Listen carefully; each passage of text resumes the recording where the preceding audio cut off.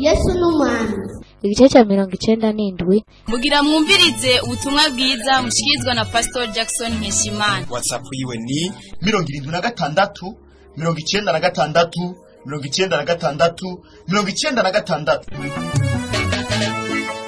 Nuvuga ko umunsi uri izina, umunsi Imana izogomba kufatwa.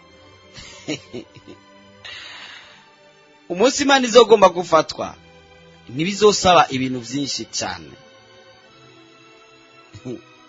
Reka ndakubwira indi nkuru ya nyuma. Umuntu yiyise umupfumu mugabo atari we.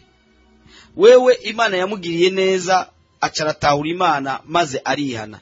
Yigira umupfumu karuhariwe ahantu abantu bose bari bamuzi ko atari umupfumu mugabo akiyemeza neza ko ari umupfumu karuhariwe kandi akereka abantu ko akomeye cyane. Mugabo Imana nayo ikagomba kumugirira neza kugira ngo umukize ave muri ibyo byaha by'ubupfumu yo kuyita umupfumu maze agirirwe neza nawe akize. Umwami rero atakaza ibintu kandi ibintu byinshi baravyiba.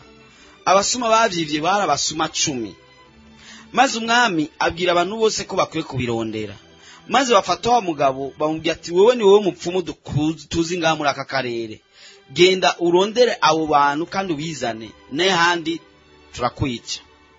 Umwami abwira wa mugabo ati aramwica kubera adashoboye kuronka mugihe atoshobora kuronka abivye ivyo bintu vy'umwami harimo inzahabu n'ibiki n'ibintu ivy'ubwami byose. Maze wa mupapa arateka umutwe ingene ari buronke babasuma arabura. Aragerageza uko ashoboye kose arabura. Mugabo Imana yo yari ikeneye kumukiza imugirira neza. Maze uwo munsi iryo joro bugorovye abwira umudamu wiwe ati nta kundi umwami yaranyica kuko sindi umupfumu sindi n'umuntu w'Imana sindi n'ikintu na kimwe sinzi ngene ndi buronke abo bantu bivye. Reka ngerageze uko shoboye kose mpunge. Abwira umugore wiwe ati rero negurira imikate nirire nta kundi kandi utegura imikate 10 yonyene ngende ndayitekere nako ndayitekere kugira ngo mpunge mve muri iki gihugu. Babasuma nabo kubera bumvise umwami yavuze ati umupfumu kanaka ni wagiye kuturondera babasuma. Babasuma babwirana ati genda mumvirize ku muryango iwe mumve ko ariko arafumura mumve ko yavuye amenya aho biri n'ahandi tuhava dufata kandi biyava bikomera. Umusuma wa mbere acaza ku muryango yumviriza wa mugabo yita umupfumu ko yo bariko arafumura. Biturana nuko umugore yariko arateka imikate ahejeje umukate wa mbere abaza umugabo ati nuwakangaho uwo. Umugabo yishura ati nuwa mbere. Wa musuma yibaza ko bamubwiye ati nuwa mbere ashitse kumviriza aca yiruka kubwira abandi ati yambonye ati yavuze ati nuwa mbere aje ati turungi ku wundi. Wa ndagiye kungushika kuri wa muryango ngo yumvirize. Biturana nuko umukate wa kabiri uhiye. Umugore abaza umugore ati yono wakangahe. Umugore abaza umugabo ati yono wakangahe. Umugabo akishura ati nuwa kabiri.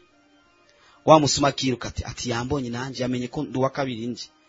Kugeza ku 10. Hageze ku 10 wa mugore abwira wa mugabo ati uyu nuwa kangahe. Ati nuwa 10 kandi niwo wanyuma. Amen.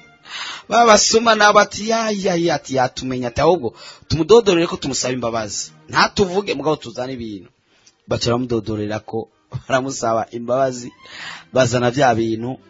Amaze gukira icyo yaciye akora yakira Yesu Kristo nk'umwami mukiza wiwe. Avuga ati Imana irankije hano hantu sizosubira kandi kwiyita umupfumu ahubwo ngiye kuba umuntu w'Imana. Muhejeje kumviriza ubutumwa bwiza mushikirizwa na Pastor Jackson Nkeshimana. WhatsApp yiwe ni 76 96